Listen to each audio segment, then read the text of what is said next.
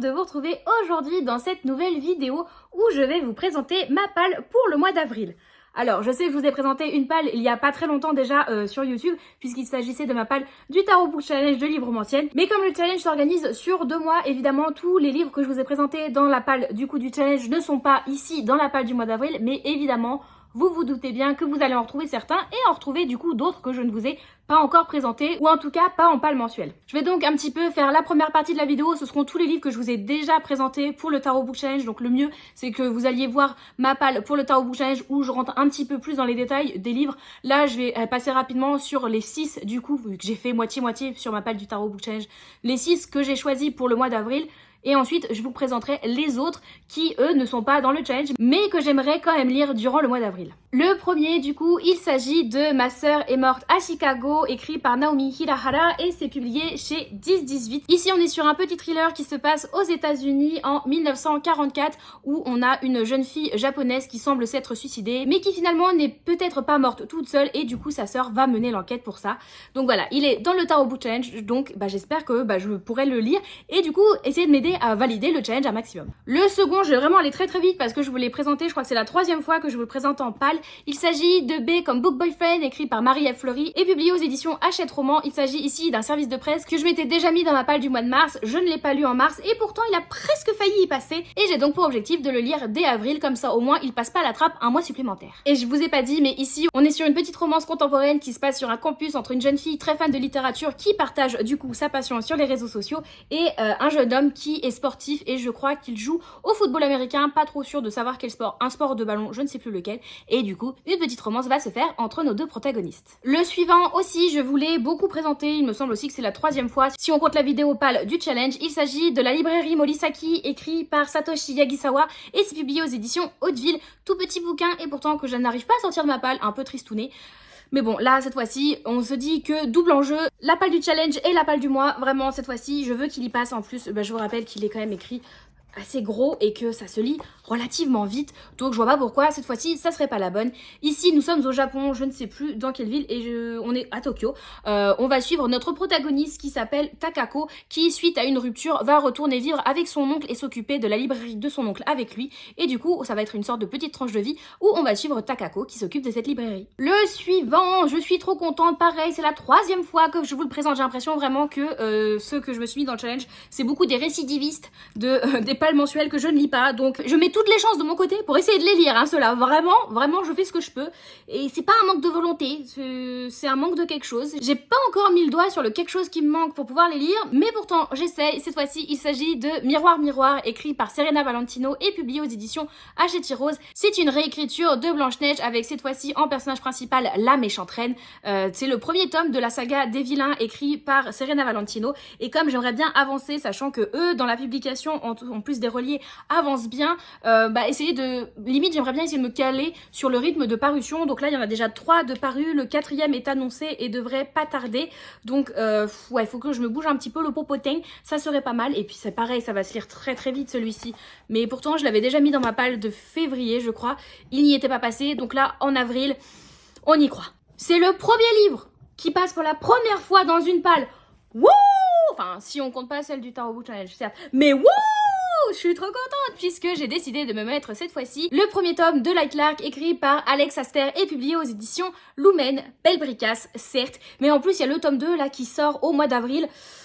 Donc la hype va un petit peu reprendre je pense sur ce livre, et j'aimerais surfer un petit peu sur cette hype de la sortie du tome 2 pour de mon côté lire le tome 1, sachant que comme je vous le disais dans la vidéo pâle du challenge, c'est en plus le livre du book club isérois, donc double gratification on va dire de le lire, c'est-à-dire que je valide une catégorie du challenge et en plus je fais mes devoirs du book club, donc vraiment ça serait nickel chrome, et il me fait super envie depuis sa sortie vraiment, et il est sorti depuis 1 an, quelque chose comme ça.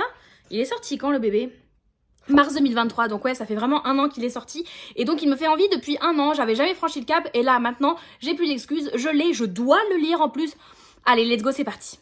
Et du coup, le dernier livre qui passe dans cette palle que vous avez déjà vu puisqu'elle est dans ma palle du Tarot Book Challenge, il s'agit de So Let Them Burn, écrit par Camille Lacolle et publié aux éditions Hachette Roman. Lui aussi c'est un récidiviste puisque je comptais le lire au mois de mars. Finalement le mois de mars, je sais pas, je pense qu'on nous a menti, il n'a pas fait 31 jours. Je pense vraiment qu'il a dû en faire 25 max. Enfin même Marie, t'es pas à 6 jours près, vraiment il t'aurait fallu au moins une bonne quinzaine de jours supplémentaires. Ouais. Ouais. Celui-ci, j'ai bon espoir de le lire au mois d'avril. En plus, ouais, il est court aussi. Après, les retours que j'ai lus sont pas forcément super élogieux. Donc bon, j'y vais avec peut-être un peu moins d'entrain que je n'avais quand je l'ai reçu. Mais limite, c'est aussi bien puisque là, ça laisse plus de chance à ce que ça devienne une bonne lecture plutôt que de partir avec beaucoup d'attentes et de se dire ouais, bof. Donc je préfère me dire j'en attends pas grand chose et être agréablement surprise si besoin. Et puis bah si ce n'est pas le cas, j'aurais plus qu'à me dire oui bon bah c'est ce dont ce que je pensais, que c'était une lecture bof. Donc on verra. En tout cas, il me fait envie vraiment. On passe maintenant au livre que vous n'avez pas encore vu et que j'ai décidé de mettre sur cette palle d'avril. Le premier, c'est certains d'entre vous le savent déjà puisque c'est la lecture commune que vous avez votée pour être celle d'avril sur le Discord. Il s'agit du premier tome de Fable écrit par Adrienne Yang et publié aux éditions Rajo. Ici on est sur le premier tome du coup d'une duologie de piraterie où on va avoir notre jeune héroïne Fable qui vit depuis toujours sur une île et donc elle va partir à la recherche de son père et quitter l'île sur laquelle elle a toujours grandi et du coup se retrouver mêlée à un monde de piraterie. J'en ai entendu beaucoup de très bons avis celui-ci, surtout sur le tome 1. Je sais que le tome 2 est peut-être un peu moins apprécié, pas de là à dire qu'il soit décevant, mais j'ai l'impression que le tome 2 est un peu moins bon que le tome 1. Mais en tout cas le tome 1 j'ai vu de très bons retours. Je me souviens de ma copine Anaïs de Sianabou qui a lu les deux aussi en lecture commune du courant 2023, je sais plus trop quand, et elle avait adoré. Donc vraiment j'ai très hâte de le lire. Je pense que ça va se lire vite aussi hein, puisque ça a l'air pas mal aéré aussi.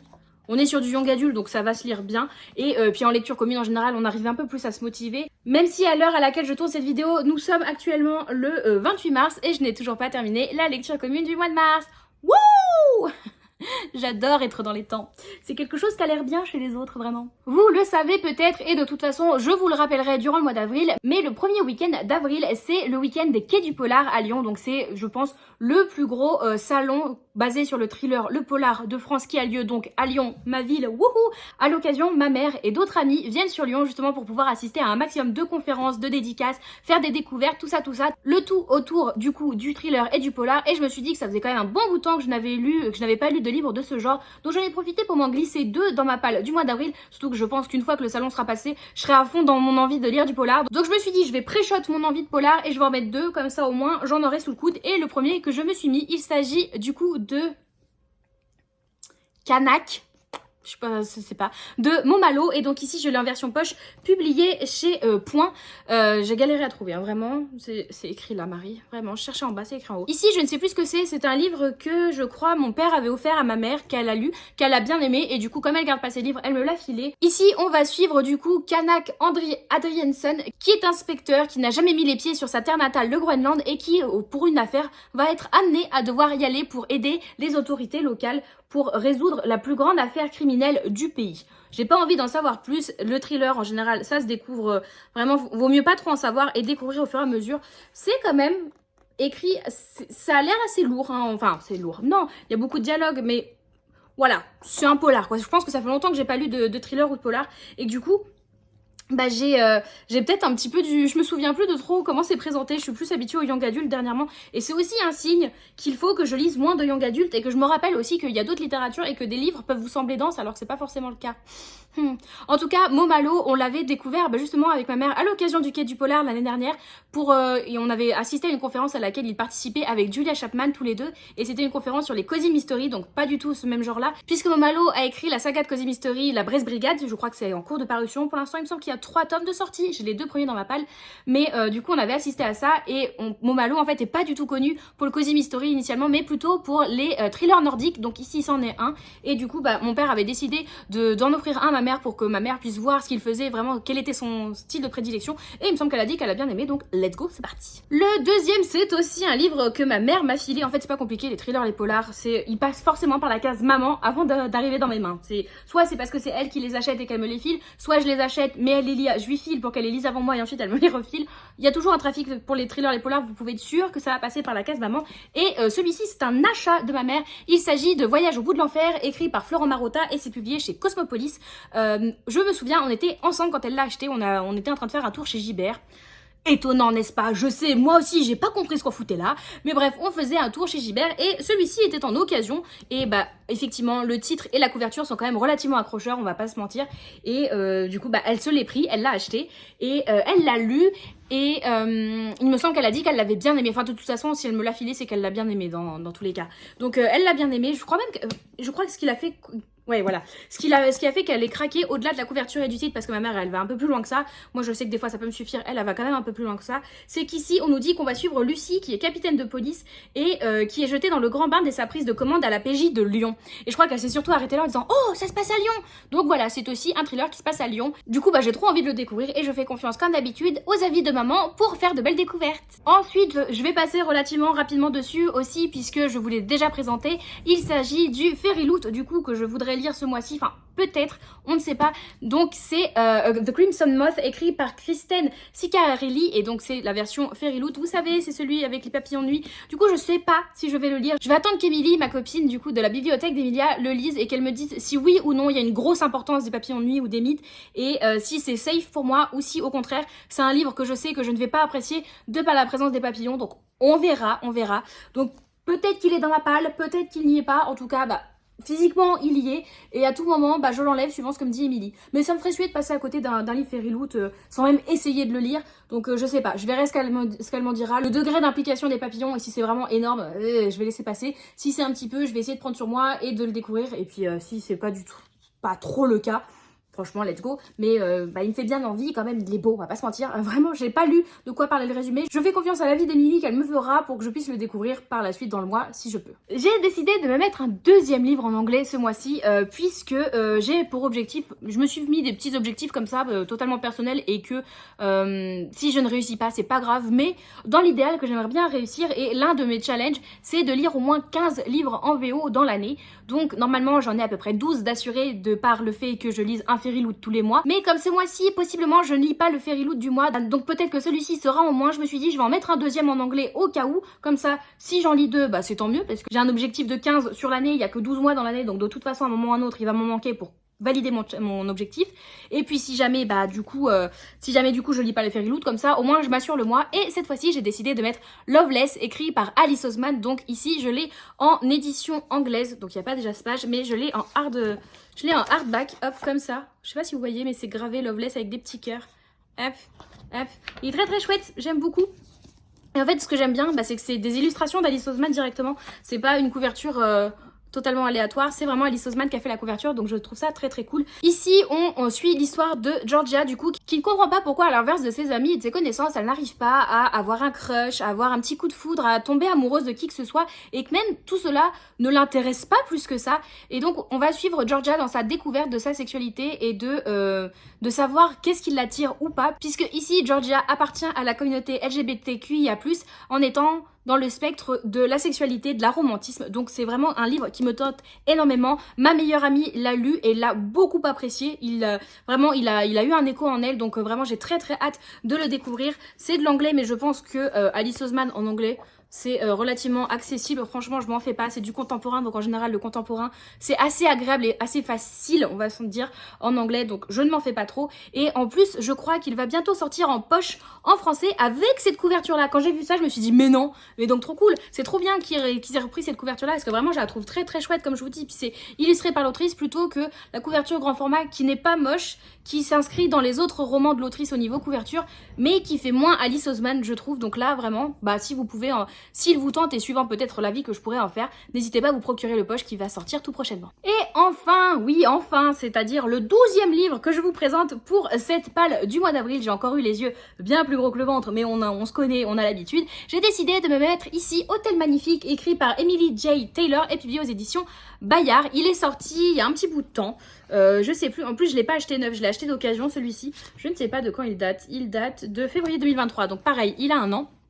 Un peu plus d'un an, et il me donnait envie depuis le début en fait, et finalement il a jamais été dans ma priorité d'achat. Je me le suis acheté dans l'année en occasion, je sais plus trop quand, mais j'ai dû sûrement vous le présenter en book haul, donc si vous savez me dire vous quand est-ce que c'était, n'hésitez pas à me mettre en commentaire. C'est que vous avez une super bonne mémoire, ou alors vous avez triché, vous êtes allé regarder. Attention hein. mais donc voilà, donc je me suis dit que ça serait le moment, et en plus ça m'a fait rire parce que j'ai concocté cette palle il y a une petite semaine maintenant, donc ça fait un bout de temps que ma pile vraiment physiquement ma pile est là sur mon guéridon à côté de ma bibliothèque pour que je puisse vous la filmer. Et il y a une personne sur Twitch qui m'en a parlé dans le chat il y a quelques jours en me disant oui, je suis en train de lire Hôtel Magnifique. J'étais en mode ah ouais, et du coup t'en penses quoi? Dans le sens oh moi je vais bientôt le lire mais je vais pas te le dire, je vais pas te spoiler le fait que ça soit dans ma palle.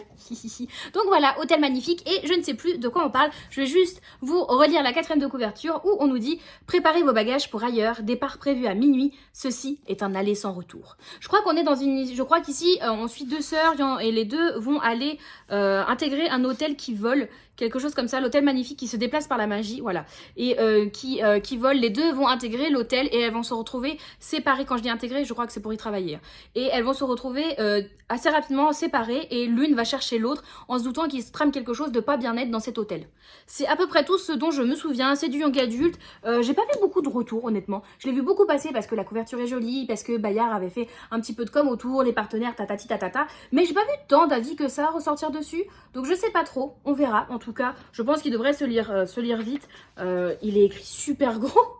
Vraiment. Donc ça devrait le faire pour le mois d'avril. En tout cas, j'ai bon espoir. Donc voilà, c'en est tout pour ma palle de ce mois d'avril qui est, ma foi, encore une fois, bien conséquente. Mais écoutez, j'aime vivre dans les objectifs, même si je sais que je n'irai pas les 12 que je vous ai présentés. Si déjà j'arrive à en lire, mon pronostic, ça serait d'en lire 8.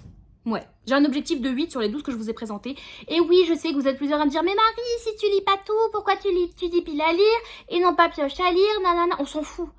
Enfin, je veux dire, on s'en fiche, c'est juste un changement de terme. Et ça veut dire la même chose, quoi, concrètement. C'est juste que je préfère le terme pile à lire, mais à la fin, ça fait la même chose. Donc, si vous préférez utiliser le mot pioche à lire, utilisez le mot pioche à lire. Si moi, je préfère utiliser pile à lire, je continuerai d'utiliser pile à lire. Et de toute façon, on se comprend. Vous voyez ce que ça veut dire. Pour moi, pile à lire, j'ai l'impression que pour beaucoup, le fait de dire pile à lire, ça vous renferme en mode « Faut absolument que je lise tout ». Et pioche à lire, ça vous laisse plus de marge en disant « Oui, si je lis pas tout, c'est pas bien grave ».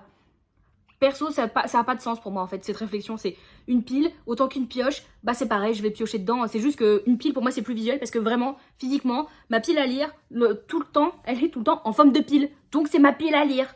Limite, ça a moins de sens pour moi de dire pile à lire quand ils sont sur mes étagères. Ils sont pas en pile, c'est mes étagères à lire. C'est mon bordel à lire.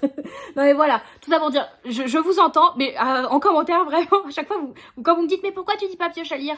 Parce que je fais tout qu'est-ce que je veux. Eh ouais.